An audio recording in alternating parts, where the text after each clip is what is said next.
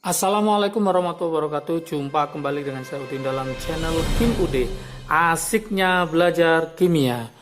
Materi hari ini adalah materi tentang bab-bab kimia kelas 12 semester 1. Bab apa yang akan dipelajari di kelas 12 supaya nanti lebih awal, lebih siap ada di semua untuk mempelajarinya. Semuanya sudah ada di channel Kim UD, akan saya kupas. Ada 3 bab pada semester 1 ini. Akan saya jabarkan. Oke, kita mulai yang pertama. Yang pertama ini yang paling awal ya, paling dasar untuk kelas 12. Yang pertama ini adalah sifat koligatif larutan. Di sifat koligatif larutan ini merupakan bab pertama pada waktu teman-teman naik ke kelas 12. Kalau ini bab ini tidak bisa, maka akan berpengaruh pada bab berikutnya, ya, sifat koligatif larutan. Oke. Apa saja yang harus dipelajari? Apa saja yang harus dipersiapkan untuk sifat koligatif larutan? Ini ada subbabnya, 1, 2, 3, 4, sekitar 6 subbab yang akan dipelajari. Yang pertama itu adalah adik-adik harus paham tentang satuan konsentrasi ya. Satuan konsentrasi. Satuan konsentrasi ini ada 4 yang mutlak dipelajari. Yang pertama itu adalah tentang molaritas. Yang kedua tentang molalitas. Yang ketiga tentang fraksi mol. Yang keempat adalah persen massa. Oke. Ini adalah bab pertama, subbabnya adalah satuan konsentrasi. Ini sangat penting, kenapa saya tekankan, kalau satuan konsentrasi tidak paham, maka sifat koligatif berikutnya, subbab berikutnya, teman-teman akan merasa kesulitan. Oke, yang berikutnya, subbab berikutnya adalah, kita langsung ke kelas 12-nya ya, yaitu penurunan tekanan uap larutan. Penurunan tekanan uap larutan yang nanti dilambangkan dengan delta P. Delta P. Kemudian kalau ini paham, lanjut berikutnya adalah kenaikan titik didih. Kenaikan titik didih dan penurunan titik beku. Jadi ada kenaikan titik didih dan penurunan titik beku. Lambangnya ada delta TB, ada delta TF. Delta TB itu dari kata boil mendidih, F-nya dari kata freeze membeku. Jadi ada kenaikan titik didih, nanti ini akan dilambangkan dengan delta TB. Yang kenaikan titik beku nanti akan dilambangkan dengan delta TF.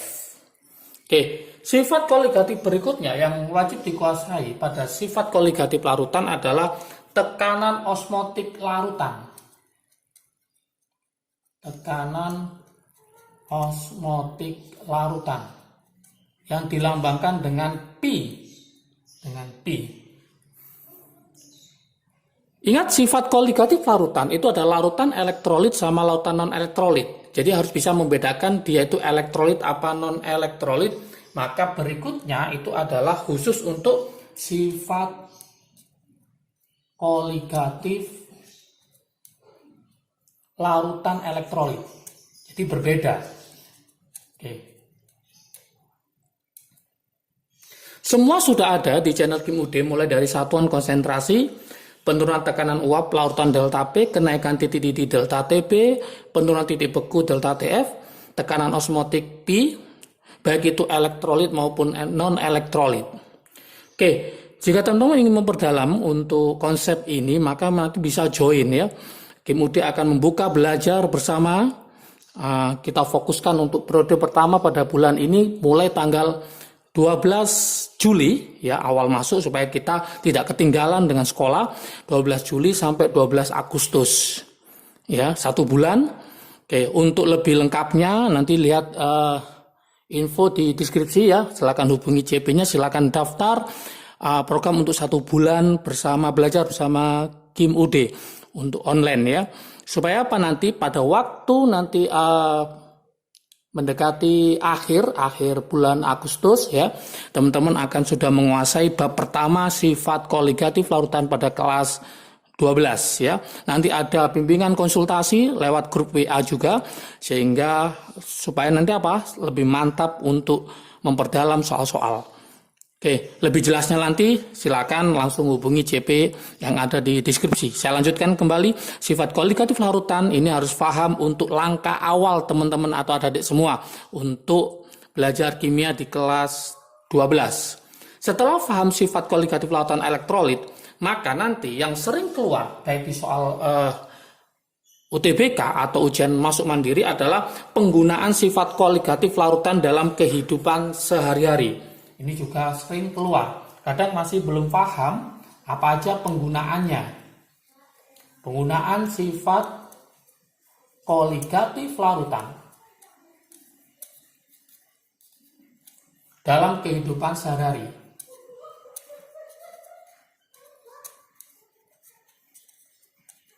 Oke. Ini adalah bab yang pertama yang wajib dikuasai. Berikutnya, yang nggak kalah pentingnya setelah paham pada sifat koligatif larutan, maka melangkah ke bab berikutnya adalah reaksi redoks dan elektrokimia.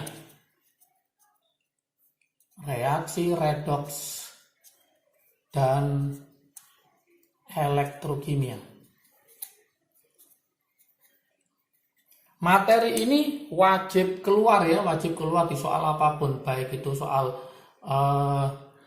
ulangan harian, kemudian soal UTBK, ujian mandiri, ya. Ini reaksi redoks dan elektrokimia. Apa isinya di situ? Langkah pertama, bab yang pertama adalah penyetaraan reaksi redoks. Jadi penyetaraan reaksi redoks. Penyetaraan reaksi redoks nanti ada dua cara, ya. Ada pakai cara setengah reaksi, yang kedua pakai cara biloks. Nah, sehingga harus paham tentang aturan biloks ya. Di kelas 10 sudah dibahas tentang cara mencari biloks.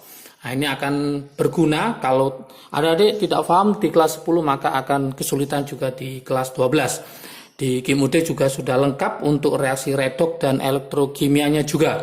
Kalau masih belum paham bisa join ya. Jadi dalam 1 bulan ke depan ini kita akan mengadakan belajar bersama.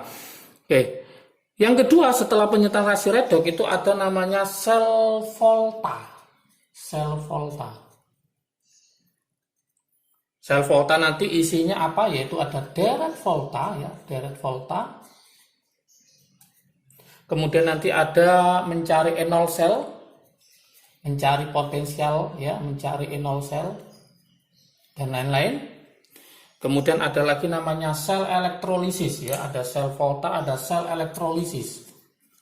Sel elektrolisis nanti berisi apa aja? Berisi tentang reaksi sel elektrolisis sendiri sama perhitungannya. Ada namanya reaksi sel elektrolisis. Kemudian ada perhitungannya. Perhitungan dari sel elektrolisis. Untuk bab 2 nanti akan ada lagi yaitu belajar bersamanya pada periode berikutnya. Setelah nanti paham tentang sifat koligatif larutan, maka akan dibuka yaitu reaksi redoks dan elektrokimia untuk belajar bersamanya. Jadi terus ikuti channel KIM-UD supaya tahu tentang bab-bab yang akan dipelajari berikutnya ya. Oke, setelah sel elektrolisis ada nanti korosi ya. Ini korosi juga sangat penting. Bagaimana cara melindungi dari korosi itu akan ada di bab 2 yaitu reaksi redoks dan elektrokimia. Yang paling ditakutkan di kelas 12 adalah kimia unsur. Kenapa? Karena hafalan semua. Ini membutuhkan konsep yang sangat jelas ya, sangat bagus. Kenapa? Karena dengan hafalan itu banyak yang dipelajari, maka teman-teman harus tahu mana aja yang sering keluar dan mana yang tidak sering keluar. Jadi fokus pada satu tujuan. Kimia unsur ini, pertama yang dipelajari adalah kelimpahan unsur-unsur di alam. Kelimpahan unsur unsur di alam.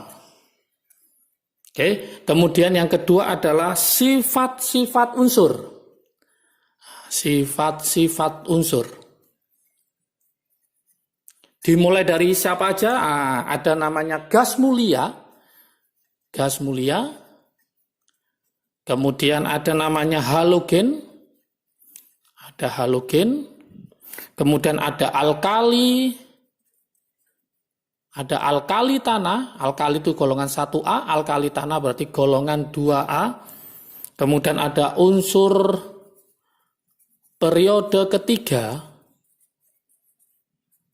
Kemudian ada unsur transisi periode keempat. Sangat banyak sekali.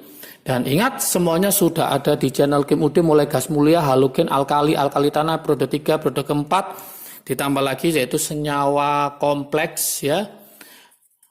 Senyawa kompleks, untuk linknya saya kasih di deskripsi di bawahnya ya. Silakan nanti dilihat supaya nanti lebih fokus untuk belajar pada kimia unsur ya. Kimia unsur ini materinya hanya hafalan, harus paham tentang mana yang dipelajari. Karena apa? Karena nggak semuanya. Ada trik asiknya di situ nanti cara menghafalkan. Dia itu termasuk gas mulia, halogen, alkali tanah, sifat-sifatnya. Kemudian ada bagaimana dia dalam satu golongan, dalam satu periode, semua akan dikupas tuntas ya. Untuk lebih memperdalam nanti ini bab ketiga, itu adalah periode selanjutnya. Nanti jadi bertahap, mulai periode 1, periode 2, periode 3, nanti akan ada belajar bersama Kim Ude. Jadi supaya teman-teman nanti lebih menguasai tentang materi kelas 12. Kenapa materi kelas 12 dia harus dikuasai lebih awal? Karena ini menyangkut dengan senam PTN, undangan. Jadi kalau nilainya pada kelas 12 itu bagus, maka kemungkinan diterima di senam PTN undangan sangat besar. Jadi yang kemarin kelas 10 atau kelas 11 nilainya masih kurang, maka saatnya untuk mulai dari semester awal ini adik-adik semua harus membuat nilainya semakin membaik. Semakin membaik. Kenapa? Karena grafiknya itu harus naik. Oke. Itu ya.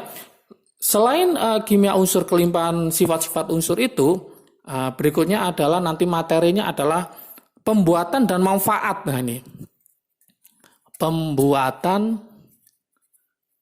dan manfaat. Manfaat beberapa unsur logam. Beberapa unsur logam dan senyawa. Ini hafalan, ini belum saya buatkan videonya. Nanti pada waktu belajar bersama Kim Ude akan saya kupas habis ini. Pembuatan dan manfaat beberapa unsur logam dan senyawanya. Ada yang logam, ya, ada yang logam, ada yang non logam. Ini akan saya kupas nanti di belajar bersama Kim Ude 1 bulan penuh ya. Yaitu pembuatan dan manfaat. Manfaat. Kalau yang ini adalah unsur logam, yang kedua adalah beberapa unsur non logam. Jadi ada yang non logam, ada yang logam. Dan senyawanya. Jadi ada yang berupa unsur dan ada yang berupa senyawa ya. Nah, terakhir nanti pada semester 1 ini akan ditutup dengan namanya unsur radioaktif. Ini masuk di kimia unsur, yaitu namanya unsur radioaktif. Kadang-kadang ini di sekolah tidak dijelaskan adik-adik semua. Kenapa? Karena semester akhir awal, semester akhir untuk semester 1 akhir, kadang-kadang sampai kimia unsur waktunya udah selesai guru-guru ya. Sehingga unsur radioaktif itu tidak diajarkan, disuruh belajar sendiri. Akibatnya apa? Akibatnya banyak yang nggak bisa pada waktu soal UTBK. Atau soal ujian mandiri tentang unsur radioaktif. Maka nanti pada periode berikutnya Kim Ude akan membahas tentang unsur radioaktif lebih khusus lagi supaya nanti pada waktu UTBK semakin paham ya. Unsur radioaktif yang sering keluar di soal UTBK itu adalah reaksi peluruhan. Ini yang sering keluar. Reaksi peluruhan. Kemudian nanti ada reaksi penembakan. Ini tidak diajarkan ya. Reaksi penembakan. Padahal sangat mudah sekali kalau paham dan ada trik asiknya di sini banyak sekali. Kemudian waktu paruh lah ini, waktu paruh dari hasil UTBK untuk tahun yang sekarang yaitu tahun 2021 ternyata waktu paruh itu keluar UTBK berturut-turut baik gelombang 1 maupun gelombang 2. Ini membuktikan bahwa kimia unsur untuk unsur radioaktif harus paham dan wajib dipelajari. Oke, yang terakhir adalah penggunaan radioisotop. Penggunaan radioisotop itu apa aja kegunaannya itu harus juga dipelajari. Oke, adik-adik semua, ini adalah ringkasan materi kimia kelas 12 semester 1. Semuanya sudah dibuatkan oleh Kim UD ya di videonya. Ada beberapa yang belum, yang belum nanti akan kita kupas di belajar bersama Kim UD. Jangan lupa silakan daftar. Kita mulai dari periode yang pertama, yaitu mulai tanggal 12 Juli sampai 12 Agustus, 1 bulan penuh. Untuk harga atau biayanya nanti bisa langsung hubungi CP yang ada di deskripsi di bawahnya. Jangan lupa kuota akan saya batasi supaya fokus. Silakan mendaftar segera. Oke adik-adik semua, semoga di kelas 12 awal ini dengan materi yang awal ini paham, maka akan menyebabkan materi-materi selanjutnya akan semakin paham juga. Oke, jaga kesehatan, jangan lupa, salam sukses selalu dari Kim UD, asiknya belajar kimia. Assalamualaikum warahmatullahi wabarakatuh.